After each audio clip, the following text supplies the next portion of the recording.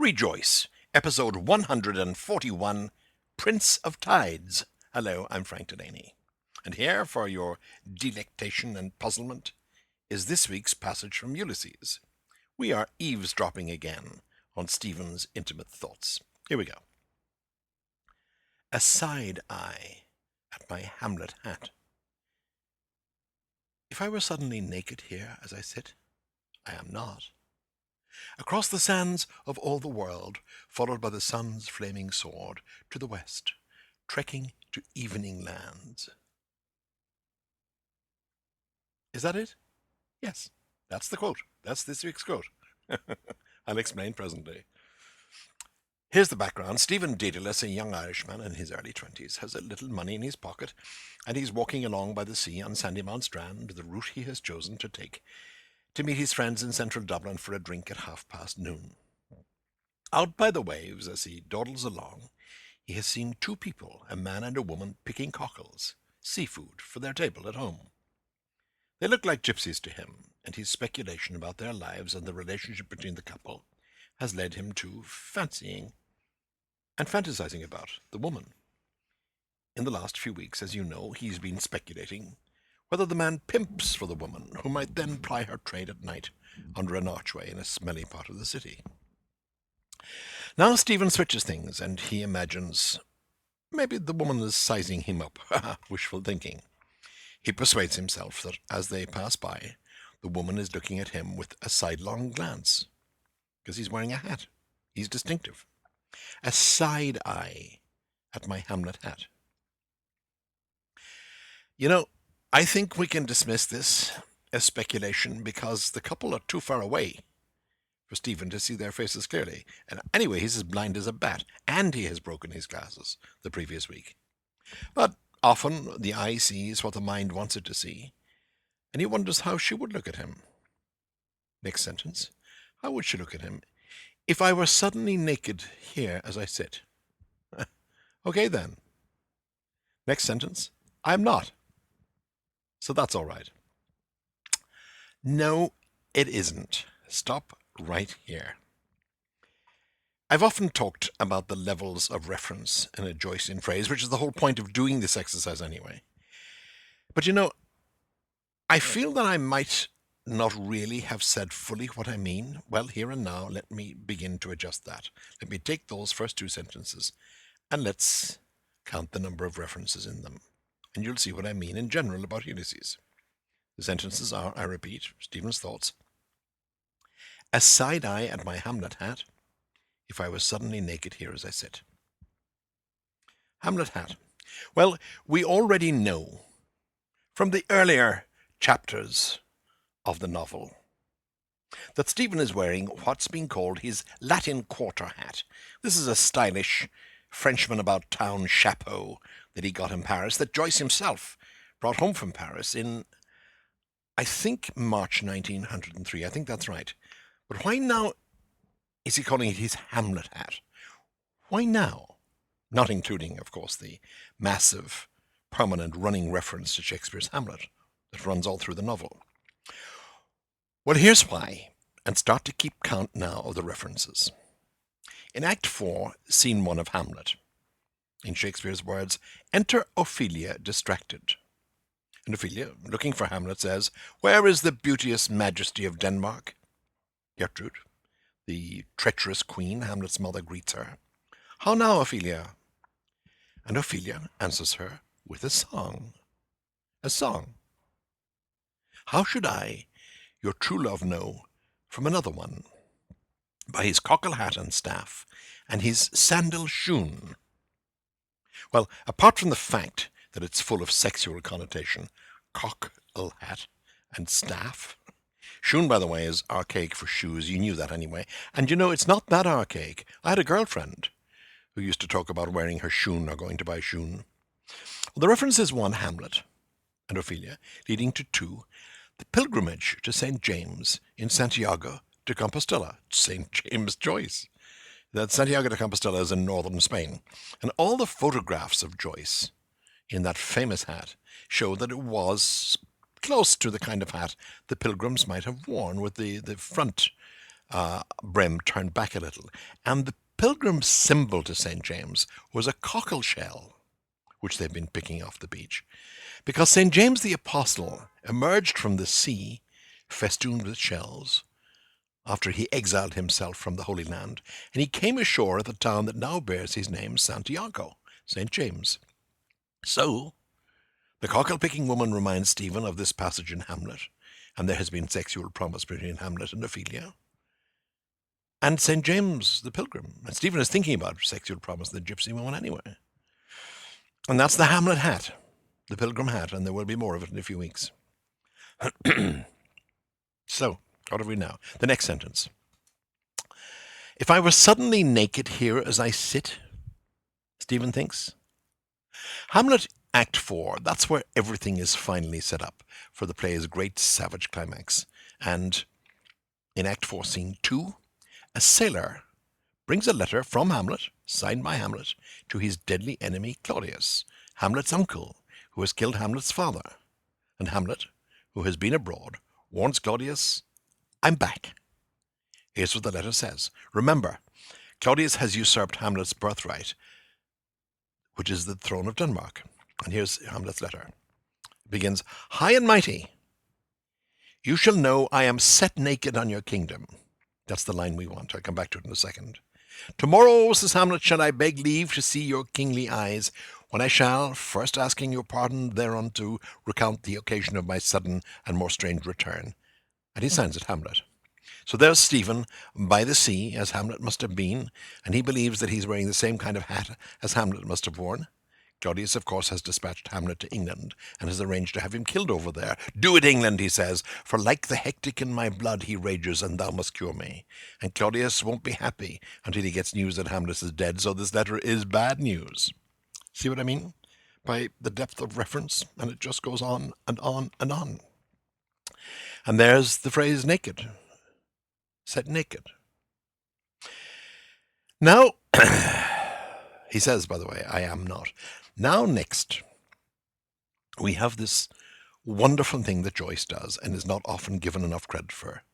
He turns this prosaic and fanciful moment of eyeing the gypsy's wife carnally into a speculation that is pure romance, pure adventure, and biblical. He takes this simple incident of a gypsy's wife picking cockles on the strand and he makes it epic and massive, turning her into a tribal everywoman, universal, all across time. She's also Eve, the first woman. It's very simple. The cockle-picking woman is, as I say, walking across Sandymount Strand after her husband, and Stephen sees her as this, across the sands of all the world, he thinks, followed by the sun's flaming sword to the west, trekking to evening lands. In Stephen's imagination, Sandymount Strand has become the desert. The woman has become a nomad. Look at the language, across the sands of all the world, and followed by the sun's flaming sword, and trekking. This is the language of timeless and romantic travel. Well, yes and no. Because the flaming sword. Let's go to the Bible, book of Genesis. I so well remember that I had a line drawing of Adam and Eve in a childhood holy book, of them leaving the Garden of Eden. Eve, her long hair trailing, walking behind Adam, their heads bowed in shame, and an angel with a flaming sword looming there to stop them ever sneaking back in. And here's the piece from Genesis. And the Lord God said, Behold, the man is become as one of us, to know good and evil. And now, lest he put forth his hand, and take also of the tree of life, and eat and live forever. Unto Adam also, unto his wife, did the Lord God make coats of skins, and clothed them. That was to cover their shame, of course. And here we go. Therefore the Lord God sent him forth from the Garden of Eden to till the ground from whence he was taken. So he drove out the man, and he placed at the east of the Garden of Eden cherubims, and a flaming sword, which turned every way to keep the way of the tree of life. What are the cherubims, seraphims, thrones, dominations, principalities and powers, virtues, archangels and angels? Those are the 9 choirs of angels. Ha! You never forget this stuff. Now, as well as Genesis, Joyce was also a great admirer of the poet Shelley, Percy Bysshe Shelley. He saw Shelley's house on the first night he ever spent in Rome in July 1906, and later he became almost spiritually involved with Shelley's tomb when Joyce was writing his own play, Exiles. So here we also very likely have a reference to Shelley, who, remember, within Joyce's race memory at least, early in the 19th century, Joyce was born at the end of the 19th century, Shelley had paid a spirited visit to Dublin as a political agitator. Read Shelley, throwing pamphlets down into the street from the windows of where he was staying, getting the Irish people to revolt. And remember, too, that the Martello Tower, and this is relevant, that Stephen has earlier left, was intended by Buck Mulligan to be the Delphi of Ireland, the Omphalos, a new version, a new hub of classical Greece. And Shelley had written a verse play about classical Greece, which Joyce had obviously read. And if you read the last 100 lines or so, the play is called Hellas, the ancient classical name for Greece. If you read the last 100 lines or so, it's littered with references, which, without question, were in Joyce's mind, either consciously or unconsciously. Here are some of the references. To a sunnier strand, and follow love's folding star, to the evening land, through the sunset of hope. What was the line again? Remember it? Across the sands of all the world, followed by the sun's flaming sword, to the west, trekking to evening lands. And in the last lines of the Shelley poem, you will find this line. A new Ulysses leaves once more Calypso for his native shore. And what's the next chapter of Ulysses called that we'll be getting to in about 6 weeks? Calypso. So there's a suffusing going on. And doesn't that kind of define what great literature does once you've come to know it? You become suffused with it. More next week, but not necessarily a lot more. This, after all, is Ulysses. Rejoice, episode 142, Blood and Candles. Hello, I'm Frank Delaney. We're in a particularly complex part of Ulysses Chapter 3 at the moment, so if I may, I'll just recap briefly.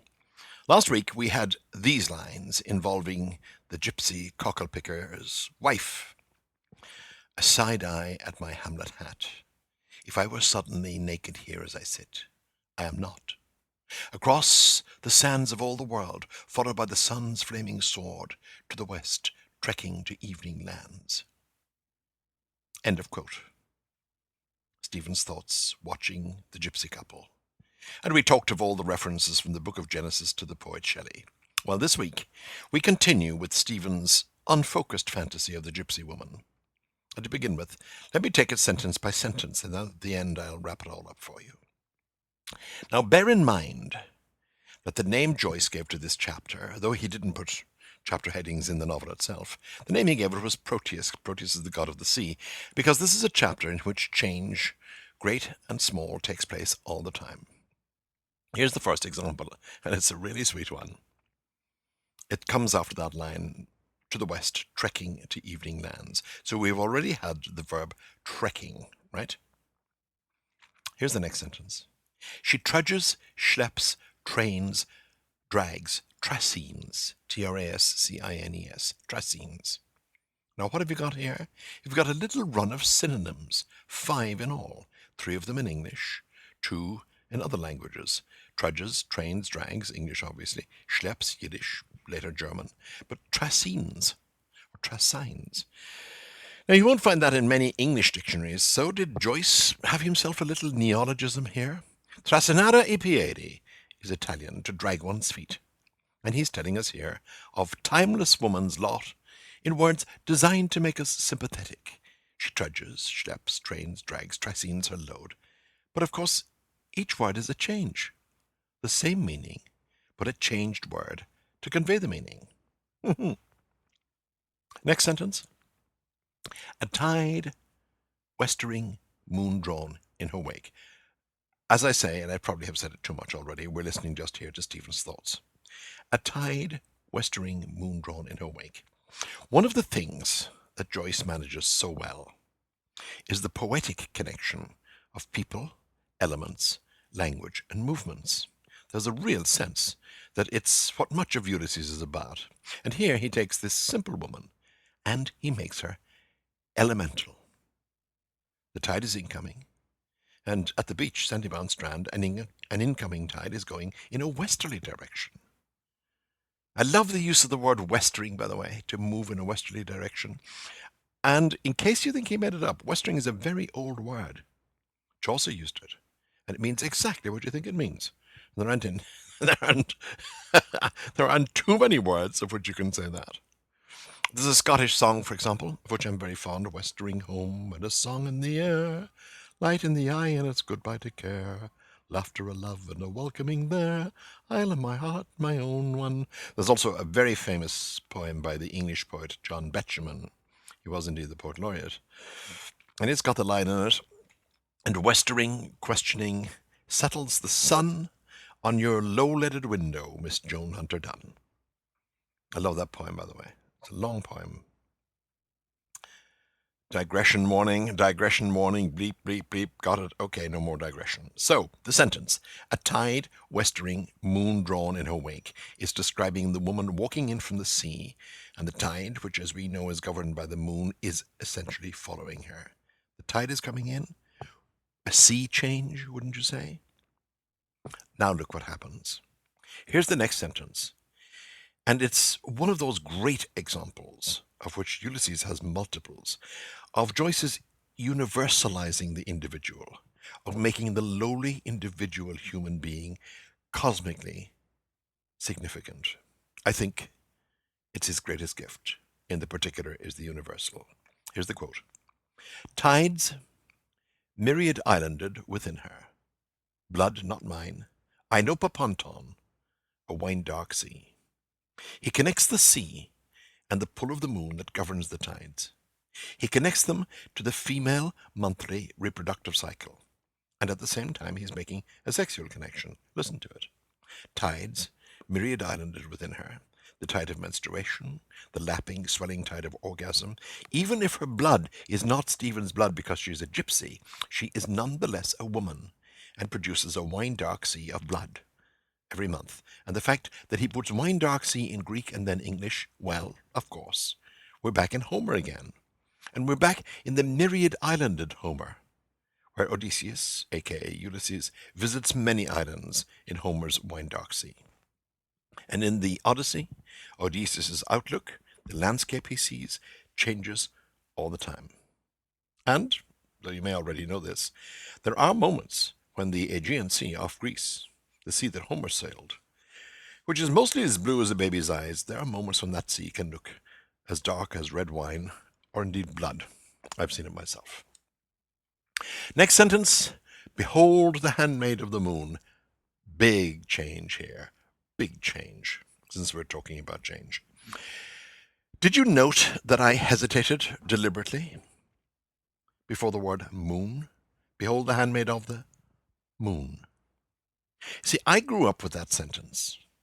I heard it every day of my life until I left home. And indeed after that as well. I grew up with that sentence, except that it was, behold the handmaid of the Lord, followed by, be it done unto me according to thy word. How well do I know it? Look, I rang the Angelus bell as an altar boy. If there wasn't a sacristan in Kilfeacle Church available on the day, I got on my bike, cycled the mile and a half or so, and rang it at noon, and definitely at 6 in the evening. It's a national Irish prayer in a major way. It rings at 6 o'clock on the radio every evening and on television. I didn't, I'm ashamed to say, do 6 in the morning, but they didn't ask me. I would have done it. The Angelus is 6 in the morning, 12 at noon, and 6 in the evening. And the line, behold the handmaid of the Lord, comes from the Angelus, which, as I say, is rung and recited every day at 6, 12 noon and 6. By the way, the ringing sequence, in case you think I was doing anything complicated with bells, the ringing sequence is as simple as pie. 3 bells, 3 bells, 3 bells, and 9 bells. So, when Joyce says here, behold the handmaid of the moon, what's he doing? Well, there's a teeny hint of blasphemy here, but don't get steamed over it. Actually, it's quite a big freight of blasphemy. He's saying that God, the Lord God, is less important than the moon that God created. Behold, the handmaid of the moon. What's much more interesting is the level of reference in that short sentence. The gypsy's wife is his chattel in Irish law. She's also his handmaid. And she's the one trained by domestic convention to be her husband's possession. Therefore, be it done unto me according to thy word is a different deal altogether. I'll do what my husband tells me. And she's in the grip of the moon, which is a bit pagan, especially since Mary in the Angelus prayer is, of course, the servant of the Lord.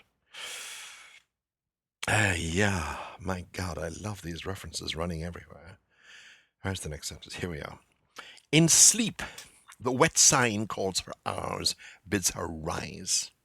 Well, elemental too, and personal. And we'll come to it in Molly Bloom's soliloquy, sometime a year. What year would we say? Say 2038 or 2039. Yeah. You see, yeah, the onset of menstruation, what he's saying here is, calls the woman's hour. And however oblique Joyce was, and what writer was ever more oblique, he was also direct. Because you can look for a double whammy here. There's a woman being wakened by the onset of menstruation, or her waters breaking before she gives birth, just as the waters at the moment are breaking over Sandymount Strand. And the sentence, which has 11 words, that sentence, in sleep, the wet sign calls her ours, bids her rise. 1, 2, 3, 4, 5, 6, 7, 8, 9, 10, 11 words, is dominated by what? One word, wet. Now let's look at the word wet. Believe it or not, it comes from ancient, more guttural pronunciations of the word water. Old Scandinavian and old German pronunciations, vater, vetter.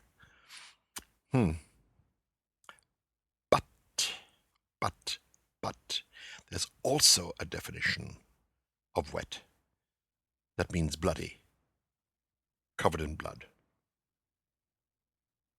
Next two sentences, where are they? Bride bed, child bed, bed of death, ghost candles. Omnis caro ad te veniet. This is where Joyce is a Catholic and a Victorian all at once.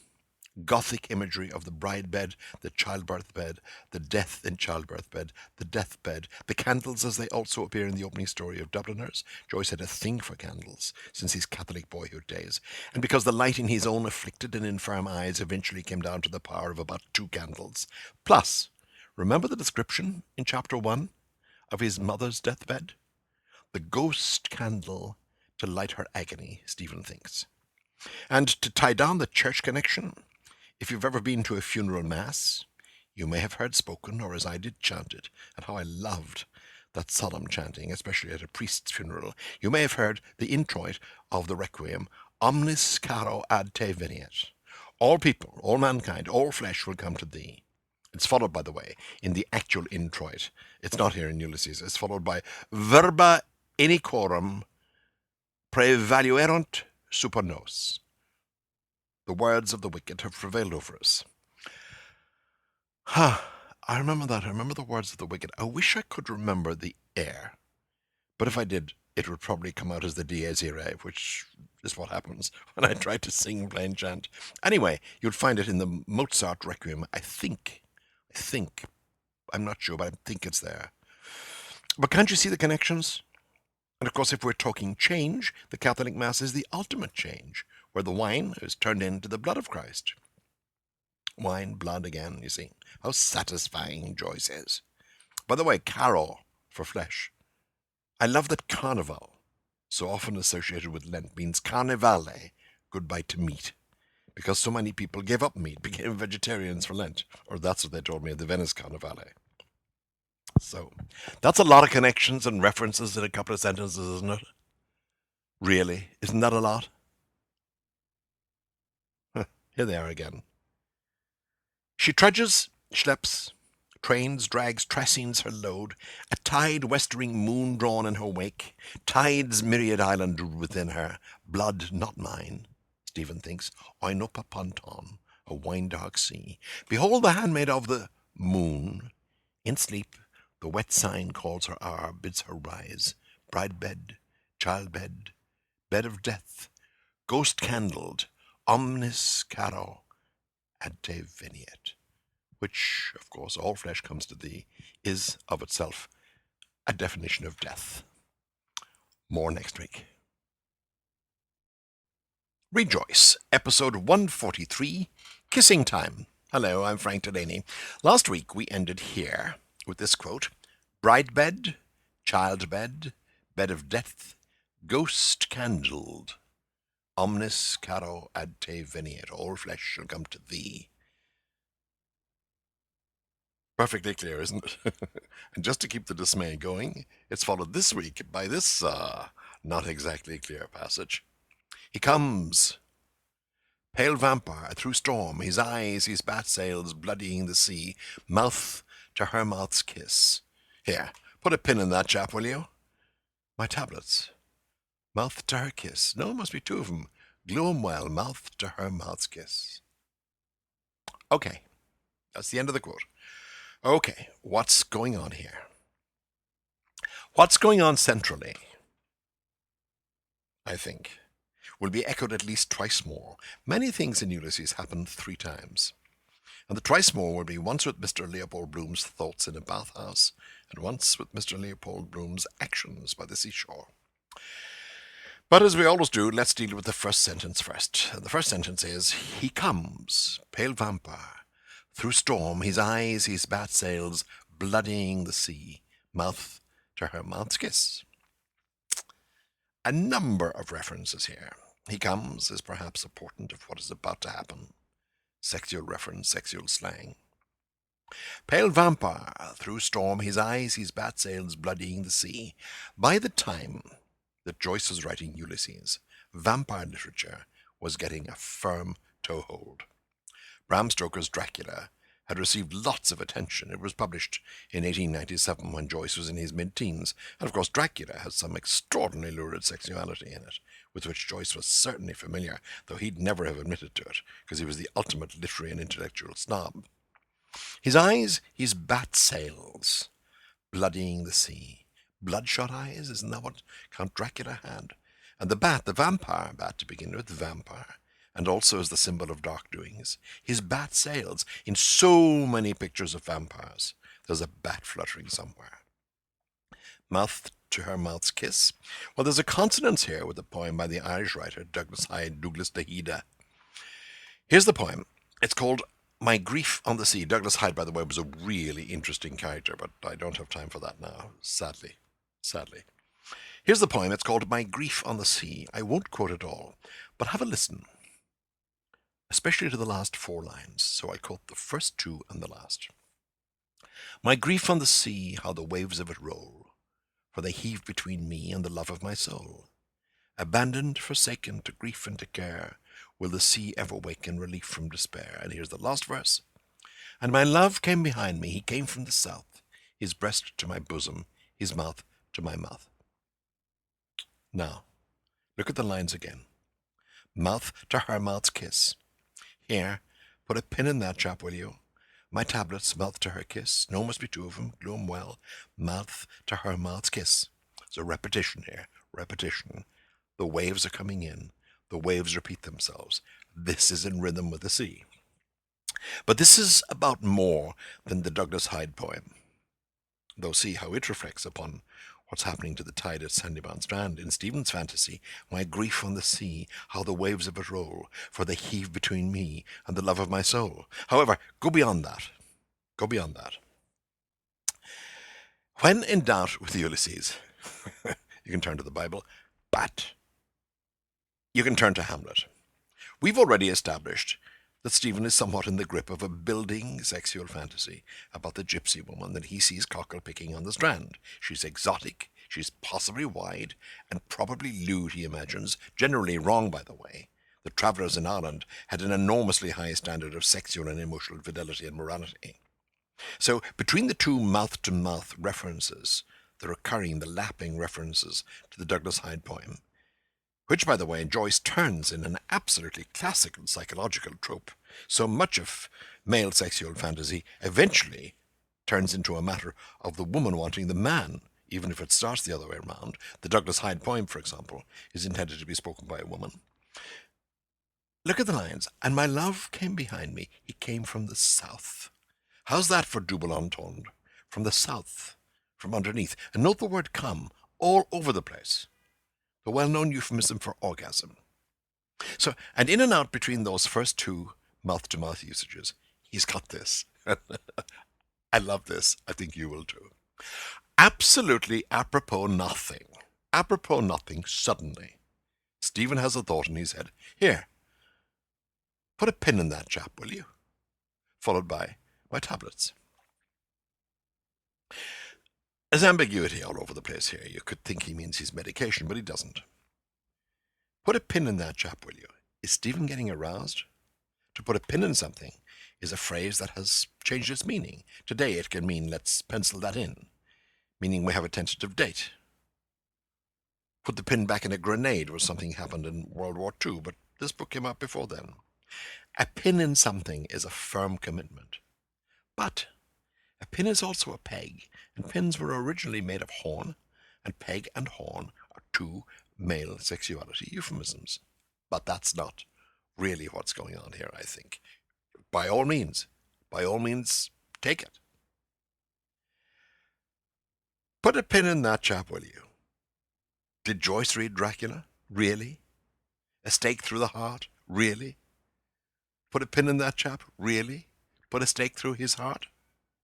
And by the way, I can't emphasize this enough. Feel free to interpret it as the old Catholic boarding school way of suppressing an erection, to tie it down. And it also means, of course, with vampires, keep down this rising predator, put a stake through his heart. Now, though, the thought has excited Stephen, and he wants to write down something, because the two-word sentence, my tablets, is a direct ping from Hamlet, and I need to spend some time here with you now on the Hamlet connection.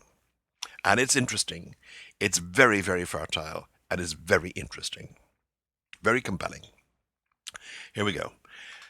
Just before Hamlet's crucial meeting early in the play with the ghost. How's this for craft, by the way? It comes at the end of Act 1. It's all of Act 1, Scene 5.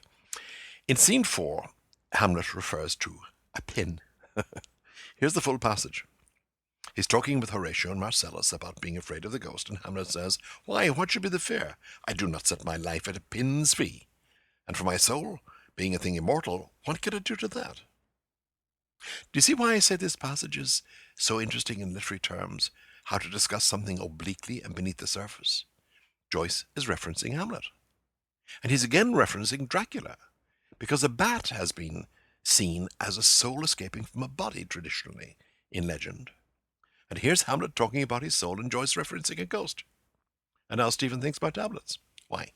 Now listen to this and you tell me whether Joyce, in Jungian terms, was writing consciously or unconsciously. My answer would be both. Listen.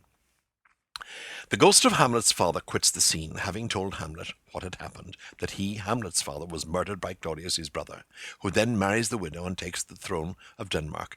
It's an almost incomprehensible series and levels of betrayals. What's the line? "Of life, of crown, of queen at once dispatched," says the ghost. And the ghost, that is to say Hamlet's father, takes Hamlet aside, so to speak, and tells him, "Take revenge, but only against Claudius, Hamlet's uncle. Leave the mother to the judgment of heaven," he basically says. "Don't touch Gertrude." And then the ghost disappears, and Hamlet says, "My tables. Meet it is that I write it down." He's looking for his writing tablet. And Stephen's inner repetition of the quotation by tablets. What's next? It's followed by the Douglas Hyde quote again, "Mouth to her kiss." And that's followed by, no, must be two of them, glue 'em well. Mouth to her mouth's kiss. So what we're seeing here is Stephen holding on to a thought, putting a pin in it, so to speak. We know that a vampire's kiss is deadly.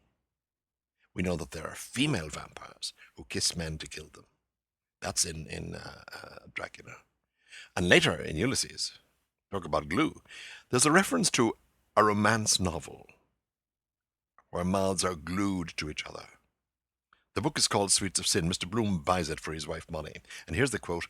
"Her mouth glued on his in a luscious, voluptuous kiss, while his hand felt for the opulent curves." So that's where we are. So let me just summarize this week by reading the passage again. All Stephen's thoughts, by the way. He comes, pale vampire, through storm his eyes, his bat sails bloodying the sea, mouth to her mouth's kiss. Here, put a pin in that, chap, will you? My tablets, mouth to her kiss. No, must be two, from Gloomwell, mouth to her mouth's kiss. And what does he want writing tablets for? What does Stephen want to write? That's next week. See you then. Oh, by the way, that quotation from Hamlet, I said, meet it is that I write it down. No, it's not write it down, it's set it down. Meet it is that I set it down, Hamlet says. See, no matter how well you think you know a quotation, check it with the text. See you next week. Rejoice. Episode 144A, Who is Sylvia? Hello, I'm Frank Delaney. This is a bonus edition. As you know, I do one after every 12 episodes. Call this a baker's dozen. And for the last few bonus episodes, you'll be aware that I concentrated on the 15 Stories in Dubliners, the book that introduced James Joyce to the world. He followed it, as you know, with the obviously autobiographical portrait of the artist as a young man, and then in February 1922 came the mighty Ulysses, without which this baker's dozen would not exist. Ulysses was published in France by a young American woman, the daughter of a Presbyterian minister from Baltimore, Maryland. Her name was Nancy Woodbridge Beach. Sylvia to her friends, to the world, and the customers of her famous bookshop in Paris, Shakespeare and Company. And I'd like to devote this Baker's Dozen edition to her and her meeting with Joyce and her attitude toward him and what she did for him, and I'll also refer to some of their correspondence. For example, on the morning of Joyce's 40th birthday, the 2nd of February 1922, the publication day of Ulysses, he wrote to Miss Beach. Joyce also lived in Paris at the same time. Dear Miss Beach, I cannot let today pass without thanking you for all the trouble and worry you have given yourself about my book during the last year. All I can hope is that the result of its publication may be of some satisfaction to you. And how? The letter goes on to ask her to make the printer hurry with the covers. The printer's name was Tarantier, in the town of Dijon, some hours southwest of Paris by train in those days. It's faster now.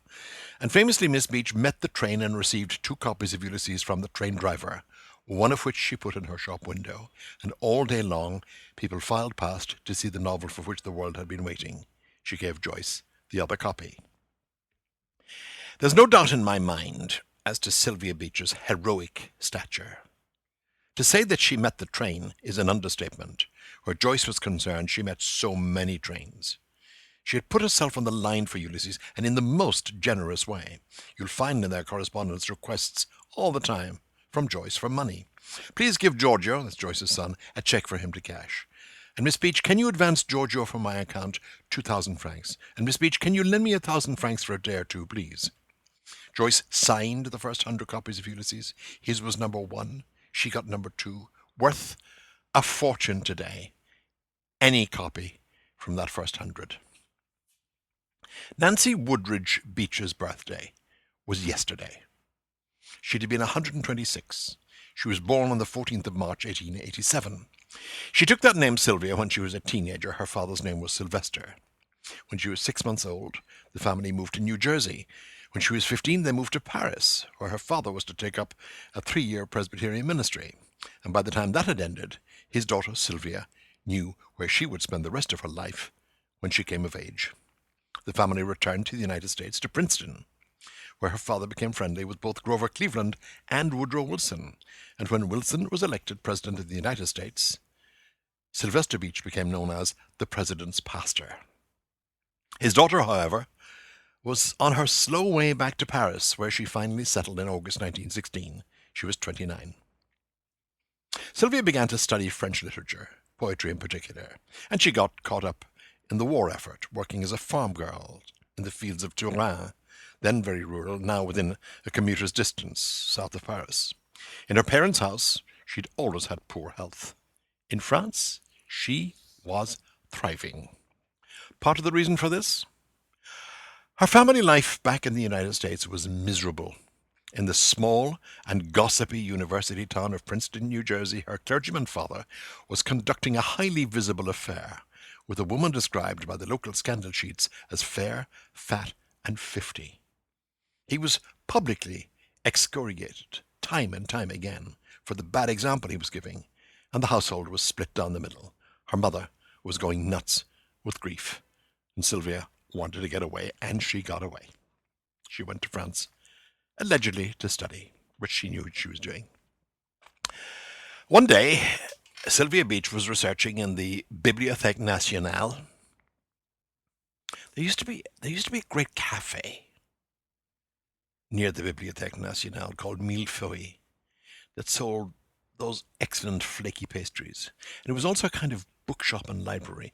You could read and browse and have the pastries at the same time. Delicious. Yeah, there's an alternative life one might think of. Sorry. One day, Sylvia was researching in the National Library of France when she found the name of a bookshop who might have a book that she particularly wanted. She went to the shop. The name over the door was A. Monnier, Monnier, and the proprietress, was a young, pleasant woman, a chubby 26-year-old with fair, straight hair, named, indeed, Adrienne Monnier. This, by all accounts, is what the two women looked like. Sylvia Beach was 5'2" with angular features and long fingers, which always held a cigarette. Some thought that she looked like an English schoolboy. Those who looked closer saw a very determined woman who tended to get what she wanted.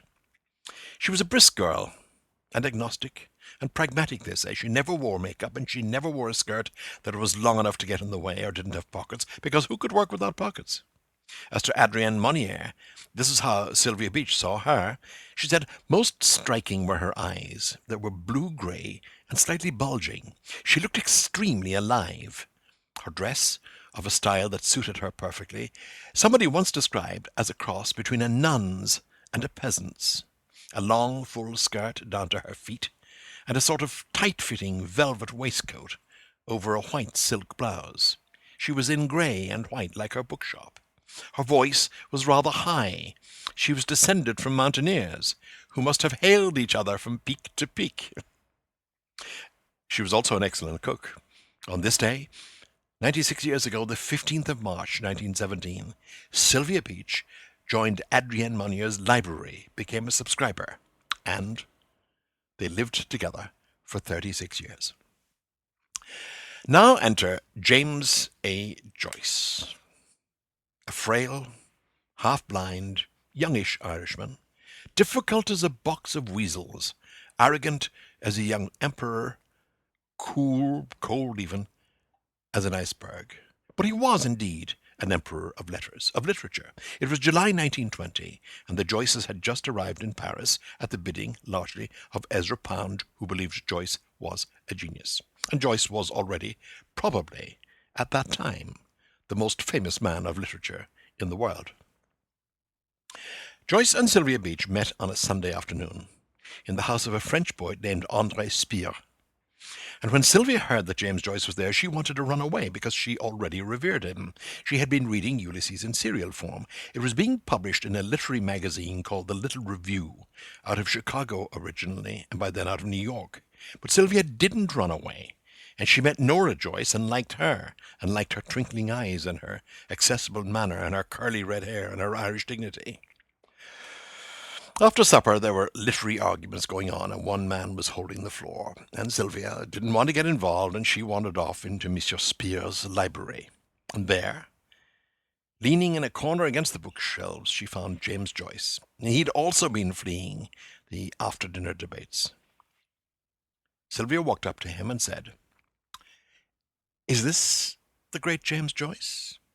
He answered, "James Joyce," and they shook hands. Or, as she later wrote, he put his limp, boneless hand in my tough little paw, if you can call that a handshake. Joyce was 38. She was 33. This is how she described him, even though he wore thick glasses. The light of genius, she said, shone in his eyes. And here's a direct quote from her. His skin was fair, with a few freckles, and rather flushed. On his chin was a sort of goatee. She said that Joyce gave an impression of sensitiveness exceeding any that she had ever known. "Oh, what do you do in Paris, Miss Beach?" he asked. When she told him the name of her shop, Shakespeare and Company, he gave her a big smile. And we know why, don't we? From our weekly visits to Ulysses, he worshipped William Shakespeare. Joyce loved Sylvia's speaking voice. He found that she had noticeably clear enunciation, as did he. He wrote down her address, and everyone went home. Next morning, this Irish boulevardier, as he often was, wandered up the street and into the shop. He wore a black hat at an angle, probably the hat he called in Ulysses his Latin Quarter hat, and he wore it probably on what he called the Kildare side of his head, and we'll come to all that, and he had on a blue serge suit and not very clean white tennis shoes. He carried a walking stick, and you'll recognize this, because in Ulysses, Stephen Dedalus carries the same walking stick. It's an ash plant, as they called it, of the kind that cattle drovers use, cut from an ash tree, a crude walking cane. Joyce told her it had been given to him by an Irish officer on a British warship that had called at the port of Trieste, where the Joyce family, father, mother, son Giorgio, and daughter Lucia, had been living until he had just recently brought them all to Paris. So, on the Monday morning, Joyce sat down on a blue armchair, in the bookshop, one leg over the other knee. He put the ash plant down on the table. They began to talk, and he soon encountered the naturally sympathetic nature that so many people found in Sylvia Beach. She was very, very liked. She said later that Joyce told her he had 3 problems: finding an apartment in Paris, feeding and clothing his family, and finishing Ulysses. Feeding and clothing his family, teaching was a possibility. And that's how she learned that Joyce could teach English, Latin, German, French, and Italian, and knew 7 more languages. She'd been intrigued at their first meeting the previous afternoon by his eyes and the density of his glasses, and she asked him about his eyesight, which was kind of brave, because Joyce was an aloof man, and some even said cold and forbidding. But he spoke to her freely, and he told her that he had something called glaucoma. It's an ancient disease, and it can slowly lead to blindness. Joyce told her, not without some pleasure, that Homer was believed to have had glaucoma. And certainly the Greeks, by the way, do have a classical description of it and a classical term for it. And Joyce then took out a notebook and pencil, and he drew diagrams for her, showing how glaucoma affects the sight, how it closes down the vision. As any of us would have done, I certainly would have. Sylvia Beach then asked him if it affected his capacity to write, and did he counter the difficulty by dictating? He said no, he never dictated. He always wrote by hand, and he sat back, he said, and surveyed each word, as much for its shape as for its sound and meaning. But in fact, he did later dictate, actually. And one of those who took down what he said was the young Samuel Beckett. By then, Joyce was on to Finnegan's Wake. After that Monday conversation of July 1920, James Joyce and Sylvia Beach were firmly in one another's lives. The serialization of Ulysses was in tremendous difficulty. It was being sued for obscenity in New York. There would be a trial. There was a trial. And the owners of the Little Review were fined and ordered by the judge to publish no more extracts. Joyce already had a publisher in the United States. Dubliners had been published, but the American publisher of Dubliners pulled out of publishing Ulysses, perfectly understandably, and Joyce was distraught. This is a year after he met Sylvia. He said to Sylvia Beach, and with some justification, my book will never come out now. He'd been working on it since 1914, and this was 1921. And she calmed him down. He was very upset. And she looked at him and she said, would you let Shakespeare and Company have the honor of bringing out your Ulysses? And that was gutsy.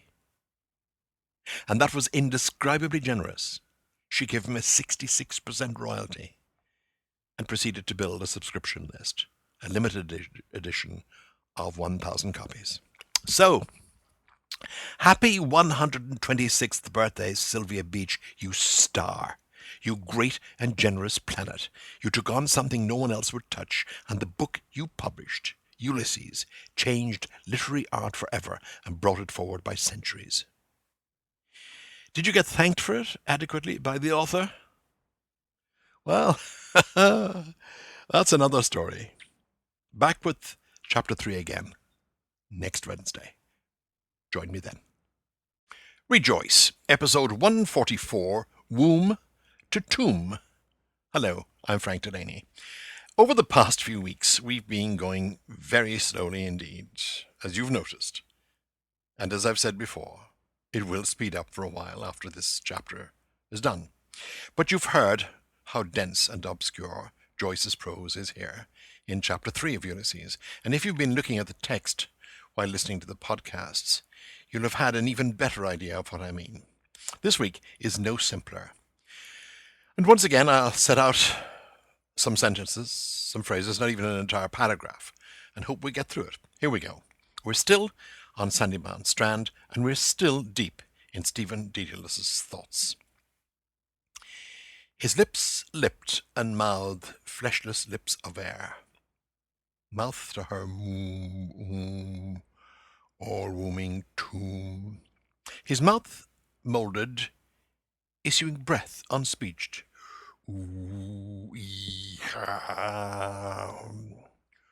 Roar of cataractic planets globed, blazing, roaring, way, away, away, away, away. Paper. That's it. That's the quote. Right. Here you have a mixture. If you look at it, here you have a mixture of Joyce's narrative and Stephen's thoughts. He does this all the time. It's disconcerting the first time you come across it, but when you get used to it, it's really marvelous. It's breathtaking in terms of technique. And once you follow it, it does have the advantage of taking you right inside his mind. Now, a slight departure from my norm. My norm is to concentrate on the words in hand, as you know, and yes, I'll be doing that too. But there's something larger that we must look at, and it's this.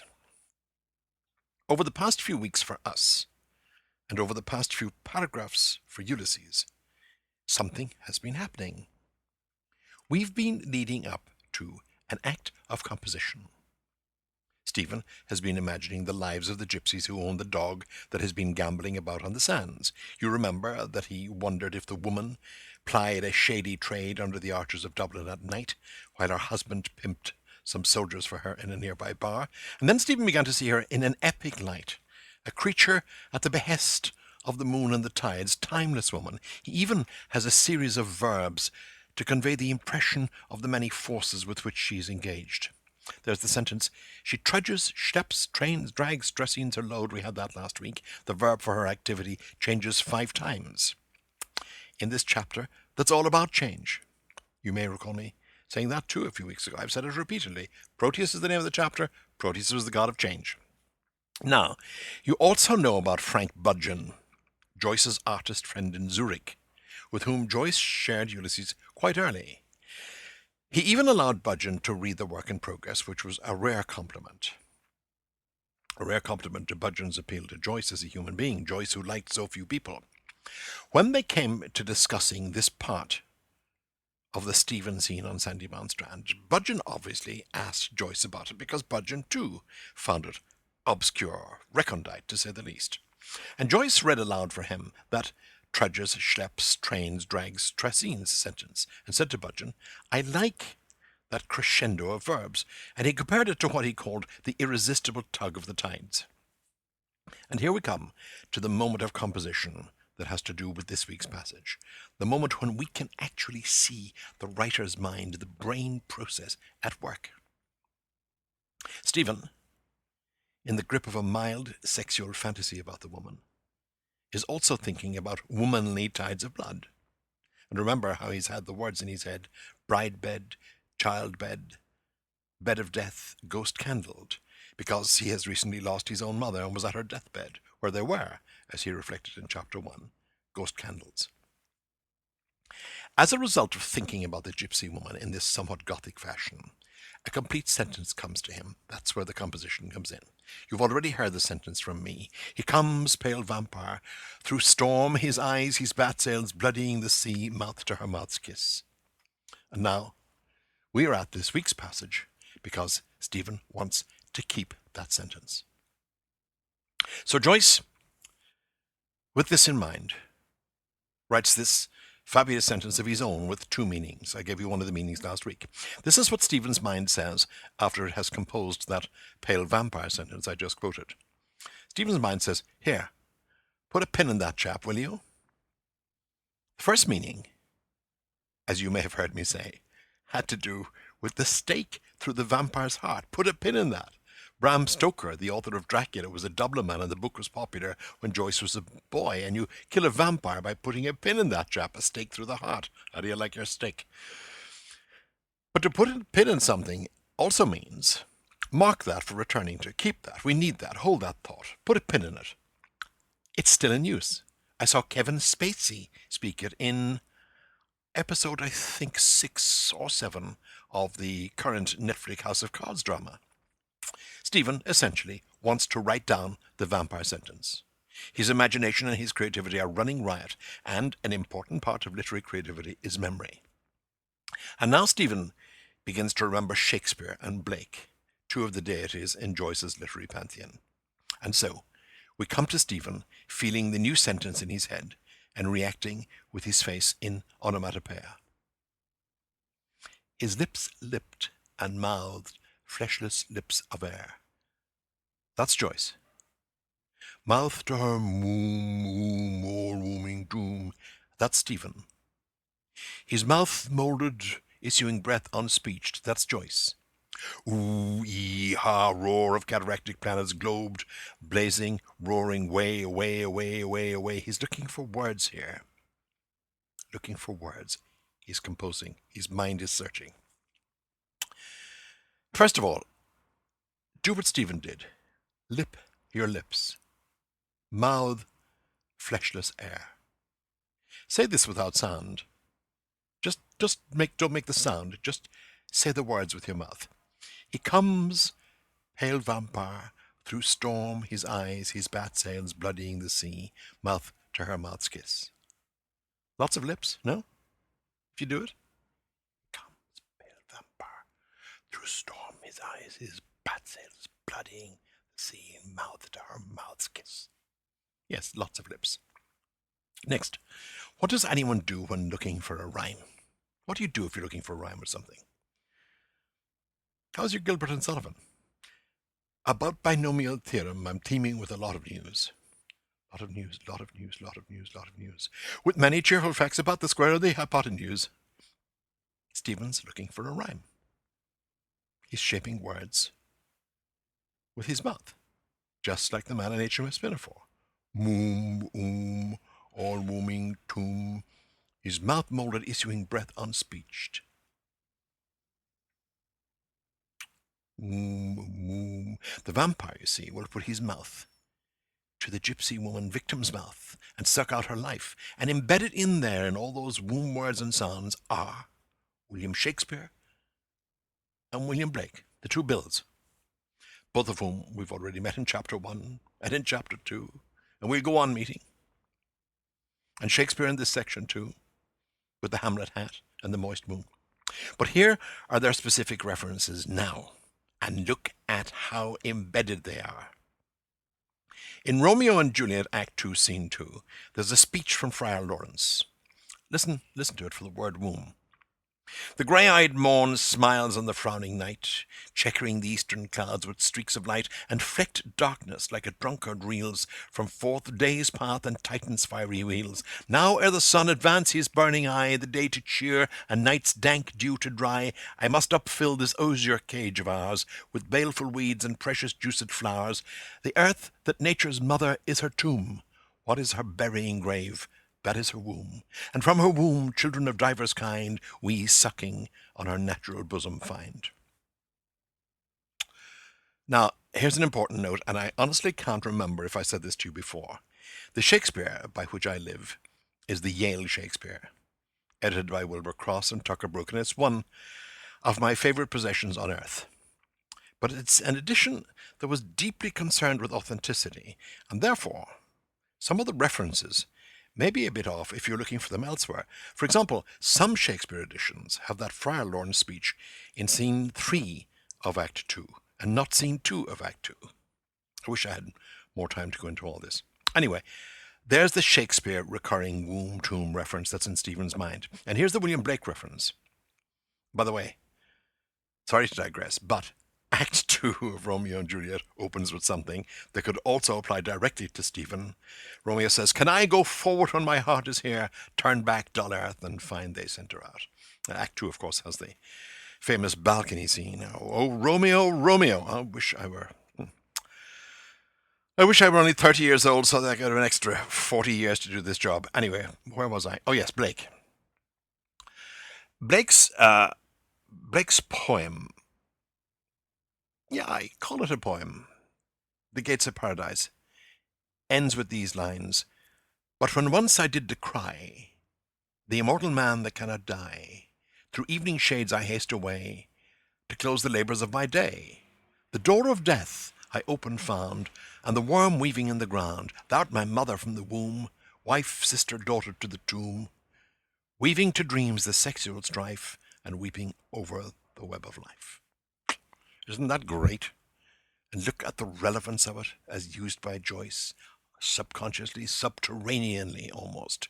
There's Stephen on the shore, on the edge of the sea, the ever-changing sea, with his thought processes ever-changing. And now he's on the well-known pathway to creativity by having his libido fired up by this gypsy woman in the distance. And he's beginning to write something. He wants to write down the lines that are coming to him, the lines that he's mouthing. That is such a familiar feeling, I can tell you. Or what does he want to write? This young literary man in his early 20s? A poem, maybe? With womb sounds and a vampire? Or wombing tomb. His mouth molded issuing breath, unspeeched. Ooh, ee, ah. Roaring way away, away, away, away. Is he going to write a poem about cataracts and planets and blazing globes? Well, whatever he's going to write, he needs to get it down before it's lost. So the next sentence is, one word, paper. He's looking for paper to write it down. More next week. But before I go, this is the 12th in the recent series of podcasts, and as you know, after every 12th one, we put up a bonus edition, our Baker's Dozen, and on this coming Friday, 2 days from now, I'm putting up a bonus edition about the woman who published Ulysses, Sylvia Beach. Don't miss it. It's really interesting, even if I say so myself. Rejoice, episode 145, Taking Note. Hello, I'm Frank Delaney. Do you recall where we left things last week? I left you still on Sandymount Strand with Stephen Dedalus on the 16th of June 1904 in mid-morning. I left you with the single word paper, a one-word sentence. Isn't it interesting that Joyce gave it the dignity and power of an entire sentence? That one word, paper. Why does he do it? Multifarious reasons, knowing Joyce, but at that moment, for practical purposes, Stephen urgently wants to write down something, meaning the poem that's surging into his head like the sea coming in over the sand. There's also the fact, by the way, that in real life, Joyce was fascinated with paper. He loved paper. He chose the paper. He was discussed with Sylvia Beach, the paper on which Ulysses would be printed. He loved good paper. Here's the next piece of text. Paper. The banknotes, blast them. Old Deasy's letter, here. Thanking you for the hospitality. Tear the blank end off. Turning his back to the sun, he bent over far to a table of rock and scribbled words. That's twice I forgot to take slips from the library counter. End of this quote. It's almost straightforward, isn't it? Stephen fumbles in his pocket for something to write on. His hand meets paper indeed, but he realizes it's the banknotes that Mr. Deasy gave him as his pay that morning for teaching out at the school in Dalkey, and he's irritated.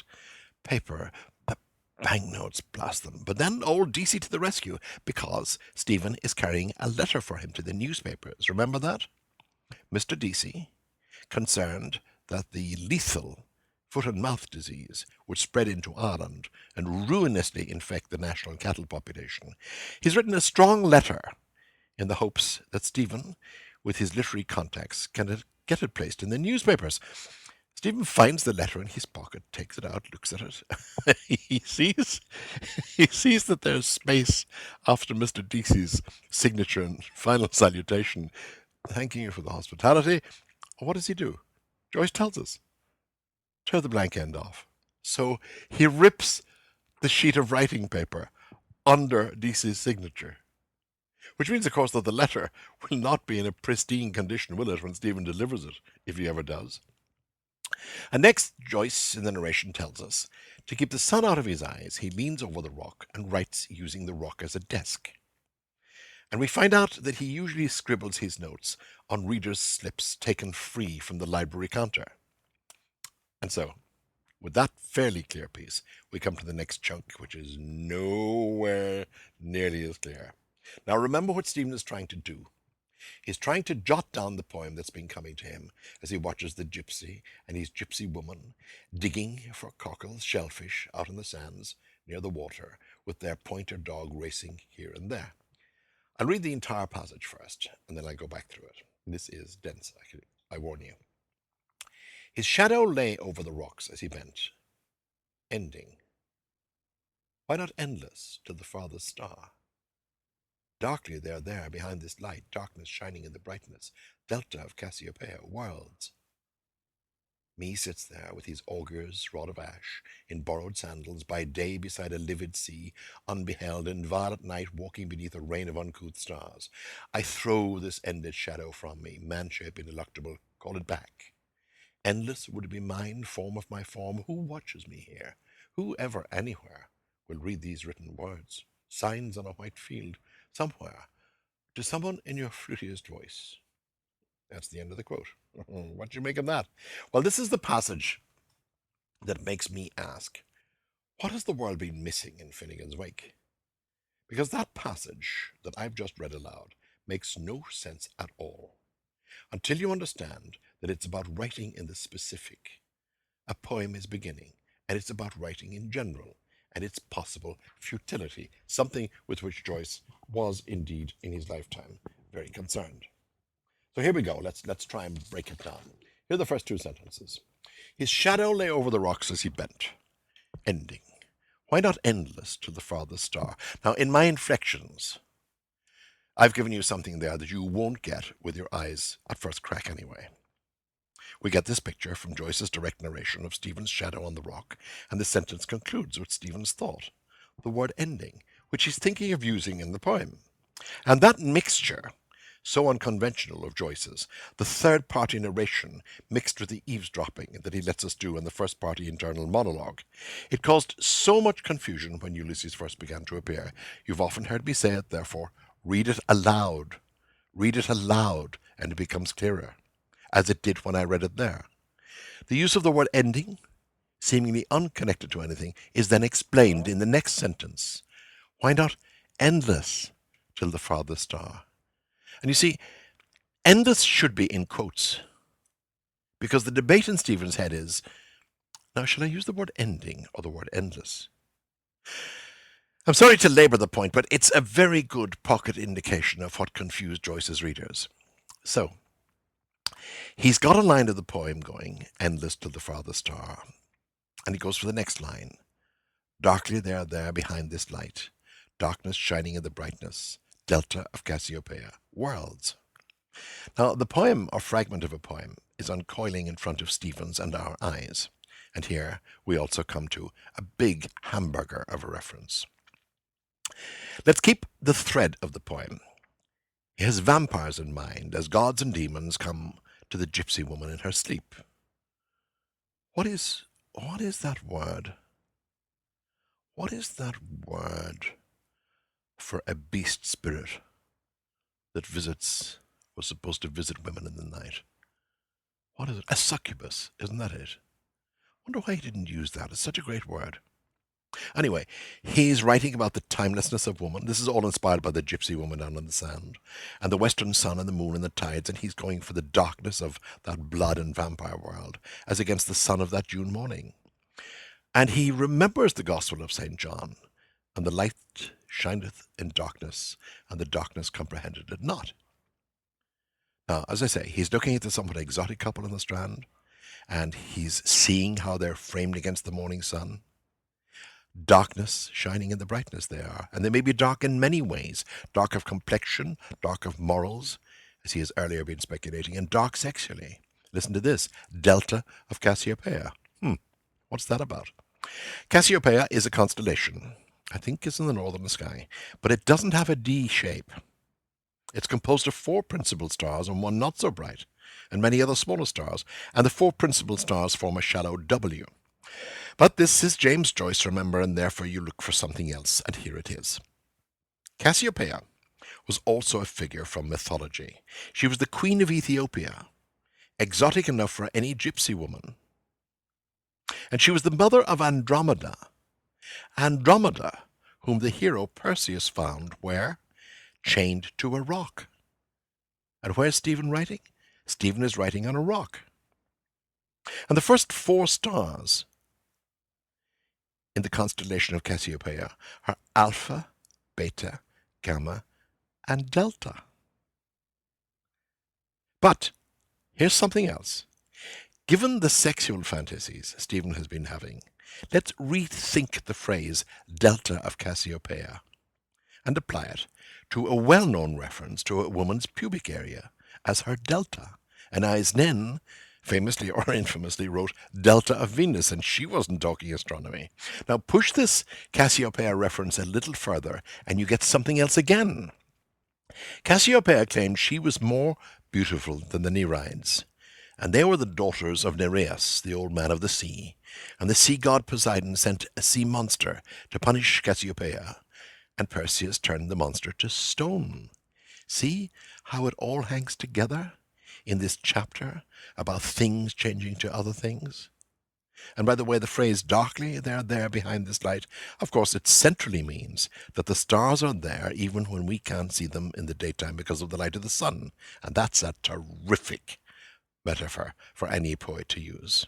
And the word worlds just hanging there like the planets, other worlds hanging up there. And while I'm at it, let me also tidy up the phrase darkness shining in the brightness. This is about the Gospel of St. John. I mentioned it a moment ago. We had it in chapter 2, and it's about the ineluctable modality of the visible with which we began the chapter. Evangelical preachers, and Joyce, as we know, heard some fiery stuff at his Jesuit schools, they talk about witnessing. And here's the full opening of the Gospel of St. John. I have it here in front of me, and it rings with context for this chapter of Ulysses, and particularly Stephen. Listen. In the beginning was the Word, and the Word was with God, and the Word was God. The same was in the beginning with God. All things were made by him, and without him was not anything made that was made. In him was life, and the life was the light of men. And the light shineth in darkness, and the darkness comprehended it not. There was a man sent from God whose name was John. The same came for a witness, to bear witness of the light, that all men through him might believe. He was not that light, but was sent to bear witness of that light. End of quote. Look at the resonances. Light, light, light. If you're half blind and you've broken your glasses, think of the sunlight on that June day by the sea. And we already know of the correspondences going on in Ulysses regarding God the Father and his Son Jesus Christ. So, who's bearing witness? St. John the Evangelist or Stephen the poet? That's worth thinking about. And again, I didn't get to finish the paragraph. I'll do it next week.